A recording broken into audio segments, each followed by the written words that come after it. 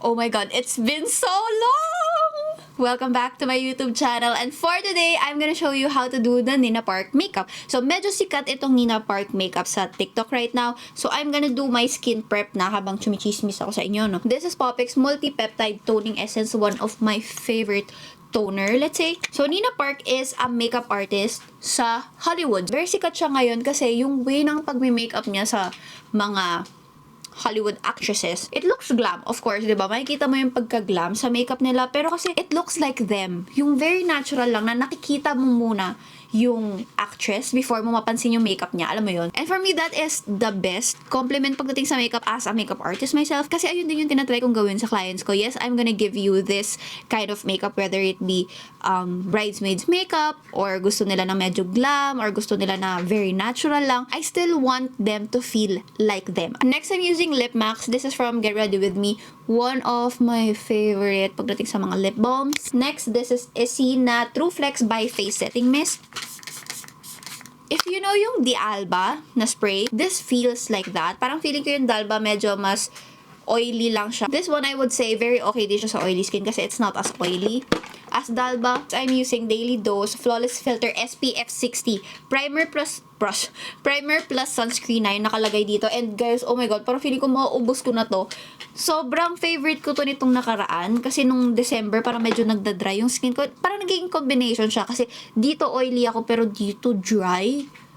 As in dry na parang nakikita mo talaga na nagpipeel off yung skin ko. So, doon ko to na-enjoy gamitin kasi very moisturizing siya sa face. Ang hindi ko lang gusto dito yung scent niya. Medyo matapang yung sunscreen scent niya. And medyo matagal mawala yung white cast niya pero matatanggal din yan maya-maya. Sobrang na-excite ako gawin tong video na to kasi actually na-film ko na to once. Na-film ko na to once upon a time. Pero kasi hindi ako satisfied. Ay, paubos na to, oh my god. Hindi kasi ako satisfied sa mismong kulay nung video. So, parang inisip ko, kailangan ko pa maghanap ng mas maayos na filming setup. Now, I'm using this one from Colourette Brow Dream Duo. With this one, natutuwa ako lately dito kasi hindi harsh yung ink, yung pagkakadraw mo sa kilay mo. It looks filled in pero in a very natural way. This is from Get Ready With Me, by the way. My favorite Browlift. Meron siya mga nagawang plakadong kilay and meron din naman mga bushy for a more natural look. So, I guess, gagawin ko na lang mix of both. Ipaplakado ko siya dito sa dulo, pero bushy siya dito sa harap. One tip din pala kapag namumuti yung mga brow gel sa inyo, ngayon nyo siya gamitin after skincare before kayo mag-foundation, mag-powders and everything, it helps. Peach corrector, I'm using this one from Popique. This is Brighten UC2. I'm using this brush from Real Techniques. I love the shape kasi very pencil talaga siya. This helps kapag sobrang specific lang yung lalagyan mo ng peach corrector. And I also don't recommend you guys na isang buo yung lalagyan yung peach corrector na ganun. Dito lang tayo sa may mga darkness talaga. Kasi especially if you have dry under eyes or madami kang lines under your eyes, the more product na nakapatong-patong, the more na mag-crease. So remember, pagdating sa base makeup, thin layers all the time. Pagdating sa base ni Miss Nina Park, hindi siya full coverage. Napapansin ko na very natural yung finish niya pero na-even out yung skin. And then meron siyang slight sheen from underneath. Hindi ko masabing highlighter. Talaga na powder highlighter. So we are using Illuminator. So this is from BLK. Sobrang natuwa ako na meron silang travel size. This is in the shade Butterscotch. Ito rin yung shade na ginagamit ko sa base ko from BLK. Just tapping this dito sa cheeks para mag-incorporate talaga siya sa skincare ko. Yan! So, I'm applying this dito sa high points ng aking face. Very healthy tingnan ng skin. I love it. For foundation, I have chosen Enigma for today. Medyo madaming contenders. Pagdating sa base makeup today, it gives a very natural mattified finish sa skin without it looking super overly mattified talaga. And sobrang konti lang nang gagamitin ko kasi nga, kailangan lang natin ma-even out yung skin. Pagdating sa forehead, konting-konti lang yung ilagay nyo kasi dito na papansin ng mga tao na naka-foundation ka sa forehead. Eh, meron kasi mga tao na deeper yung shade nila dito sa forehead. So, para hindi siya espasol looking. Actually, it's nice na ngayong ni-relaunch ko tong YouTube channel ko, makeup artist na din ako. So, parang feeling ko mas madami akong mabibigay na tips sa inyo. If you need more coverage, for example, meron akong redness here, tap lang ng a little bit. For concealer, I am using Get Ready With Me. This is in the shade Tres Leches. And I'm using this concealer brush from Dala. Okay, I'm applying it here at saka dito sa dulo. So, meron siyang lifted look. Again, super konti lang. Hindi tayo papile up. Hindi ito 2016 makeup, girl. Although sabi nila 2026 is the new 2016, diba? Bet nyo bang gumawa ako? Bet nyo ba? Nag-poll. Now I'm setting my face and I'm using Popique. This is Stay Put Loose setting powder. I'm specifically using this kasi this gives a very silky finish on your skin. Hindi siya mattified kasi alam nyo naman lahat ng powders ko, halos lahat ng powders ko mattifying kasi nga oily skin ako. That is actually the reason why hindi ko to masyadong nagagamit. Pero that is also the reason why gagamitin ko siya today. So before you set your under eye, make sure na wala ng mga lines.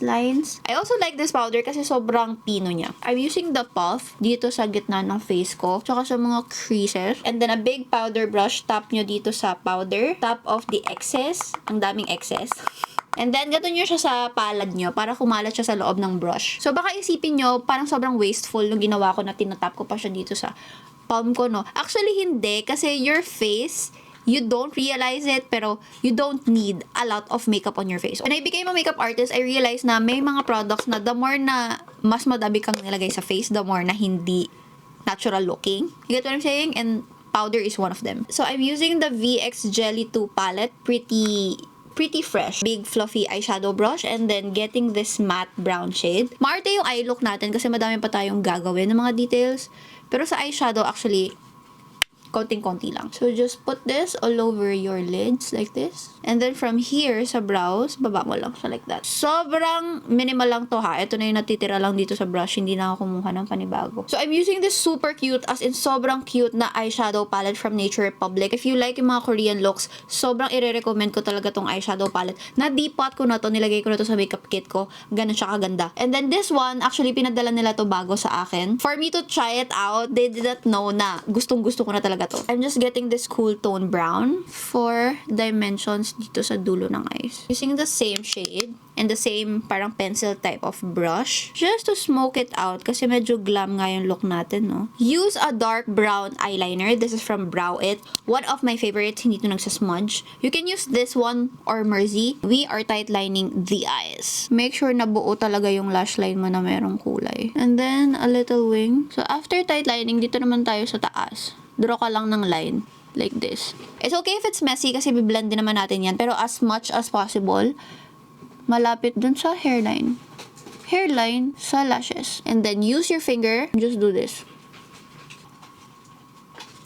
Ta-da! The easiest medyo smoky eye look that you will do ever in your life. So, dito naman tayo sa wing. Kinakapalan ko lang yung triangle dito sa dulo. And then use your pinky.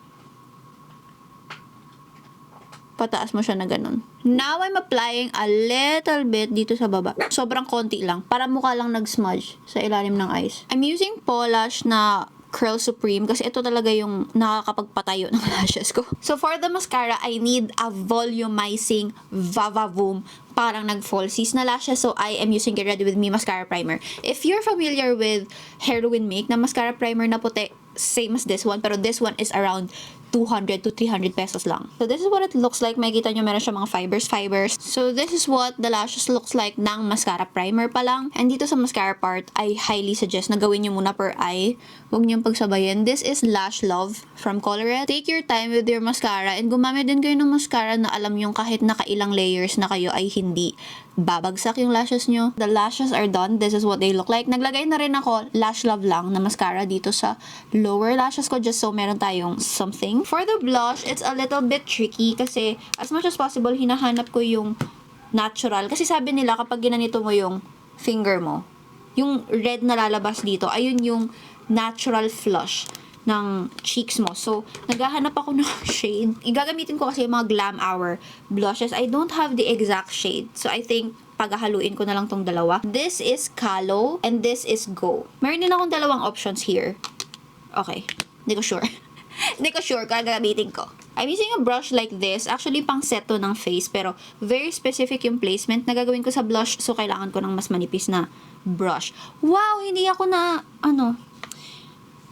hindi ako nabulol. Very pigmented to, kaya tap-tap nyo lang like that. Making sure na hindi ako bababa dito sa nose. And then, bringing it up para meron tayong lifted look. Now, I'm using Go. Konting-konti lang nito. Dito lang sa taas. Very happy na ako sa blush placement na yan. Next, we are doing bronzer. This from Sunny's. One of my favorite bronzers, to be honest. Kasi ang laki niya. Pwede ako mag-tap-tap lang ng brush ko like this.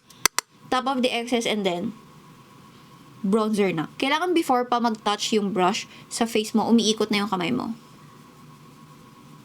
Yan, para seamless, hindi siya patchy. What I also like about this Nina Park makeup, nung tinry ko siya, ilang beses ko na kasi itong tinatry kasi I'm trying to insert din yung way of makeup ko. Parang pinaghahalo ko yung makeup namin dalawa. Nakakapayat siya. Like, tinan nyo, parang gumanan yung face ko. And by the way, hindi ako magko-contour. You can do that if you want. Siguro sa nose magko-contour ako. For the nose contour, I am using yung Glam Hour palette. Sobrang ganda nito, guys. Oh my god. Medyo expensive to, 1,500. I guess, around that price. Pero sobrang worth it kasi ang dami mong magagawang looks dito for real. I'm getting Rhino shade kasi ito yung cool toned. And slowly, okay, slowly and lightly draw a line. Hindi na tayo nagko-contour like before na ganon, tapos tsaka ako biniblend using my fingers. No, that's not me anymore. I'm removing my lip max. I'm using a cream bronzer. This is from Nature Republic. This is what it looks like. Sobrang cute. Para siya yung mga jelly blushes na nauso last time, pero ang bango rin ito, may candy. So, I'm taking my brush as malapit sa lip line as possible, ha. So, this will give you the illusion na mas malaking lips nang wala ka pang nilalagay na kahit anong shade. Lipstick na malapit sa akin. So, I'm trying this out, itong Glam Hour. This is in the shade, wow! This is in the shade Tello, Warm Ochre. Ang ganda ng shade niya. I love it! The secret here is, since nilagpas ko siya sa lip line, pero hindi super duper lagpas, it gives the illusion ng bigger lips. I'm applying it here sa gitna. Using a lip liner, this is Soft Serve. This is the pinakamalapit shade sa natural lip shade ko. I'm lining the whole lips. I want a more pink na gitna ng lips. Wait lang, hanap ako. I love this. This is from L'Oreal. Hindi kasi nakalagay dito kung anong variant to, but this is 601, worth it. And then I'm using 420 Le Rouge Paris. Sobrang konting-konti lang. Dito lang sa loob. Yan lang. And then kalat ko lang siya using my fingers. Pinkish yung cheeks ko for my liking, so I am using Cezanne to add warmth. Then, I'm gonna dab a tissue. Na-blend naman na natin yung color, so don't worry. Hindi naman siya madaling matatanggal. I'm just dabbing it para hindi siya mukhang makapal. So, I'm taking the powder dito sa Pretty Fresh palette. The thing about this powder, kasi hindi ko siya nagagamit sa whole face kasi sobrang puti niya. Pero, ang ganda niya dito. Pang-highlight ng inner corner. I-analyze mo muna kung meron ka pang gustong idagdag or ibawas sa makeup mo before mo siya iset. Always review your makeup para masaya ka. So, lastly, I'm using my fixing spray. This is from Happy Skin. One of my favorite mattifying fixing spray kasi ang gusto ko dito, aerosol siya. Mas even yung application sa skin. Though, medyo mabango to. So, medyo mabango siya. So, kailangan nyo mag-inhale. Okay? 1, 2, 3. Okay, paubos na ata siya kasi parang hindi na ganun kadami yung nare-release niyang water. So, this is my version of the Nina Park makeup. Again, iba-iba yung magiging itsura nito sa ating lahat. For me, medyo light yung skin ko ngayon, kaya hindi siya ganun ka bronzy looking, kaya din dagdag ako ng dagdag ng bronzer. Also, one of the things na I feel like very loose Sanchez of this look ay yung cheeks. Kasi kanina, di ba, ginamit ko puro pink at saka reds. Gusto ko kasi talaga yung very fresh looking na blush. And then, nag-add na lang ako na medyo nude kasi nga parang feeling ko masyado na siyang Korean-esque. That is it for this video. Let me know what you think. I'm very, very happy that I am back here sa YouTube with the makeup tutorials. Let me know what you think and I'll see you on my next one. Bye!